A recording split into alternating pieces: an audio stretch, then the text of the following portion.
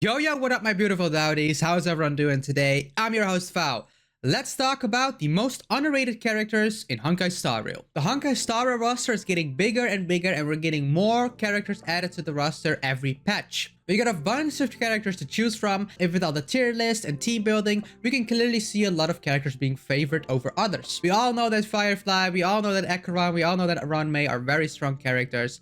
But these are the characters that I think are the most underrated or see no play at all, while these characters are very strong. So let's get straight into it. These are the 3 most underrated characters in Honkai Star Rail in version 2.4. On number 3, we're going to have Yukong. Yukong is still a very interesting character to me, and I think a lot of people don't really realize how strong Yukong can be. A few weeks ago, I did make a video about Yukong and why she is in the spot that she is, and I really went in depth on all the Yukong things. But as a conclusion, Yukong is just very hard to get off and very hard to build.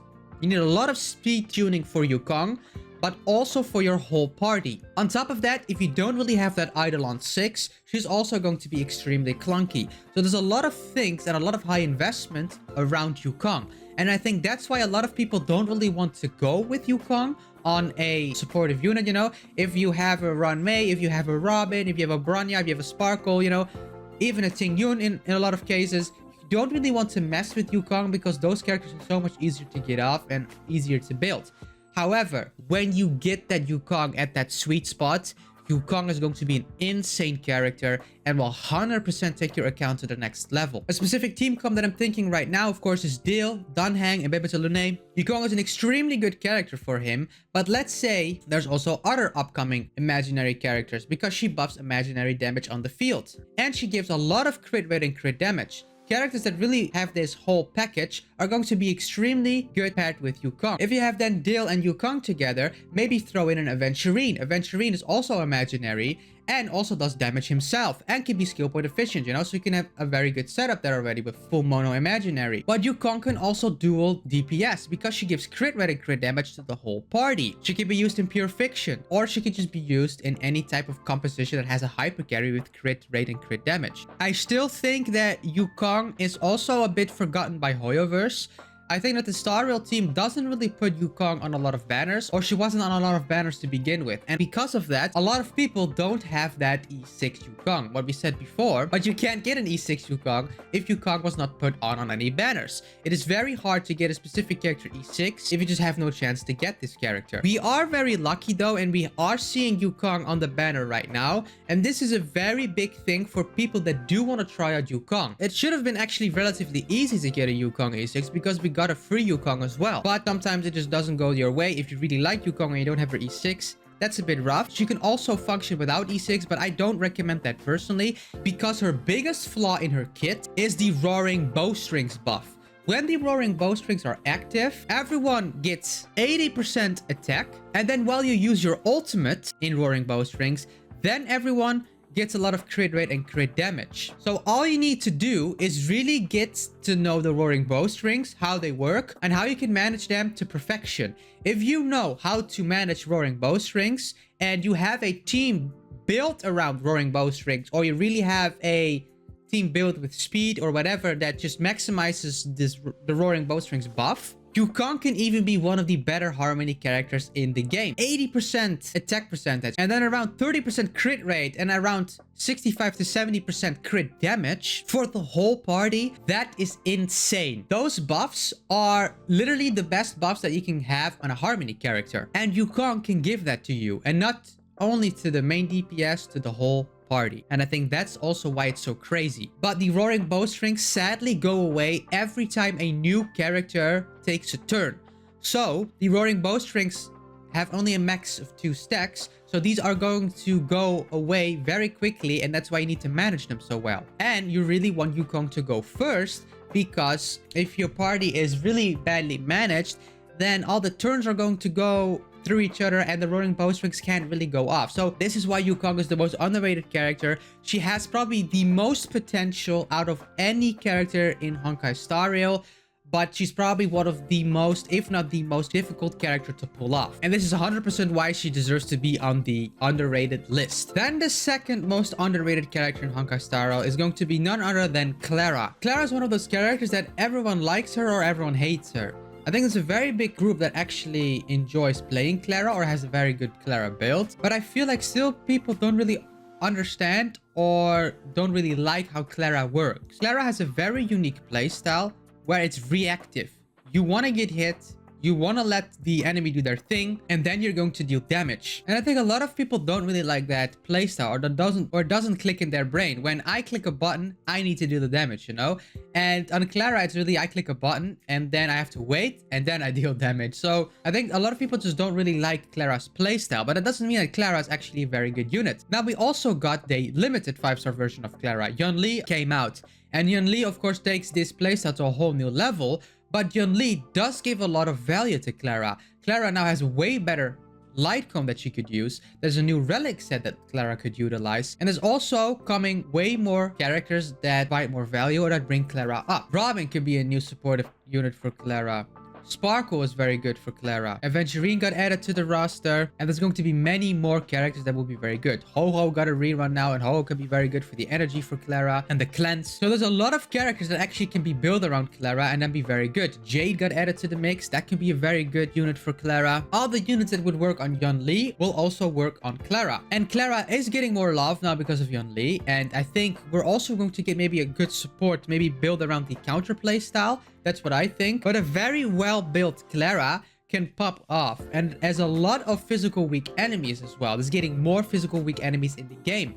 And Clara can also work in multiple things. She can work in MOC, she can go pure fiction, and I even think that she can go in Apocalyptic Shadow. Because she does have that single target capability, but she can also have that skill where she then can kill lesser enemies, like the Argenti shields, stuff like that. I think Clara is a very versatile unit and can go cover a lot of things on your account. And yet again, because we see a lot of physical weak enemies, she's actually pretty strong, and she can make sure that she can actually break their shields. I think the most difficult thing for Clara is getting that ult uptime, you know, making sure that she's the one getting hit, she gets her ult as fast as possible, and of course supportive units that can enhance this further, like a Tingyun or Ho-Ho, will even make her better.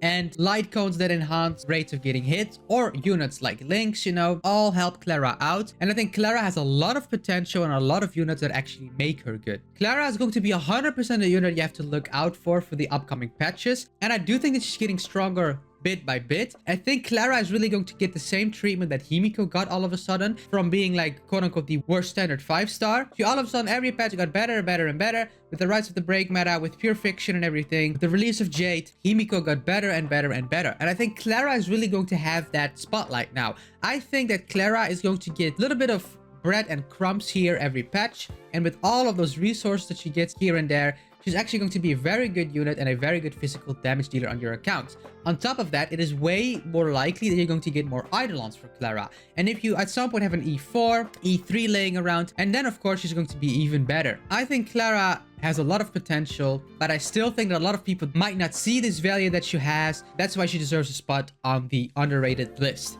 Then the last unit for the most underrated characters is the standard preservation unit, Gepard. Gepard is such a good unit and will make sure that your team doesn't die. I think a lot of people don't really use Gepard or don't have the need for Gepard because they already have 2 limited 5-star sustainers on their account.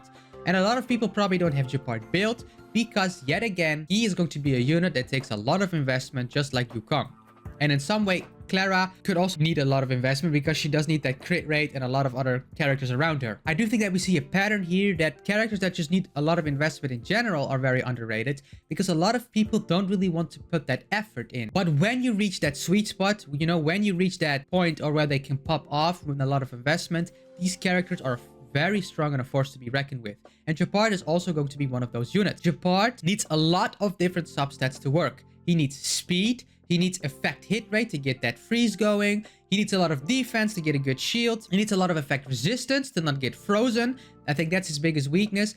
A bad Gepard is a Gepard that doesn't have enough effect resistance. I made a video about that as well on my channel. The moment that Gepard gets CC'd, frozen, or whatever, interrupted, he cannot do his ultimate. And when he's not able to use his ultimate, the team takes damage and they will die. He just needs a lot of things to work. 5 substats is a crazy amount for a character to function. But when you completely build your Gepard and you would have everything perfectly, you know, the substats would be there and you have like a very good build, Gepard will make sure that your team is alive.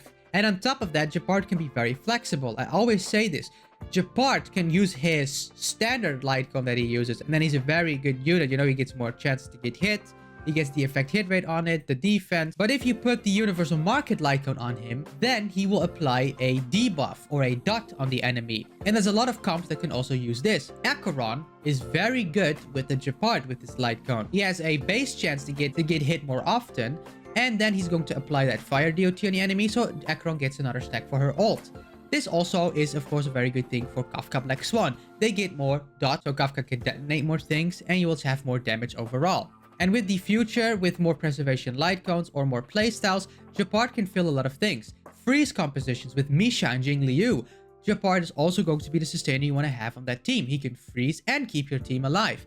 Japart is a very, very good unit and a very underrated unit. He can fill a lot of gaps on your account, but it comes with a price. He just needs a lot of investment. If he's not properly built, he doesn't have energy regen, he doesn't have that shield uptime, he doesn't have a good shield, he doesn't have effect hit rate, speed, effect resistance. If he doesn't have a well-built structure there, he's going to be very useless, and your team is going to probably get a lot of chunks of health. You're going to die, he's going to get CC'd the whole time, he's very useless. But if you get him off and you get him to work, he's extremely valuable. And again, like the Clara, with more Eidolons, he will get more value. Maybe his Eidolons are not the craziest, but at some point, if you do get that E4, that E6, the E1 is also very good. He will skyrocket in value, and he's going to get a lot of more value. And it is going to be a little bit of an inevitable thing, just like Clara, where at some point you might lose a 50-50, and we'll get another Eidolon for one of these standard banner characters. I think that Japart just brings a lot of comfort, and Japart was also the reason why I beat the difficult content in the simulated universe like Swarm. Because of his shielding capabilities and the freeze, I could manipulate turns, I didn't get one shot, and I stayed alive and could clear these things because he was the reason I could cheat my way through. Now with Aventurine, of course, Japart is getting overshadowed a little bit, has a way better shield, and it's way easier to apply the shield. And Aventurine is just a very good sustain, and probably the best comfortable sustainer that we have in the game right now. And he has a lot of follow-up attack synergy. So Japart is just being forgotten a little bit because of Aventurine as well.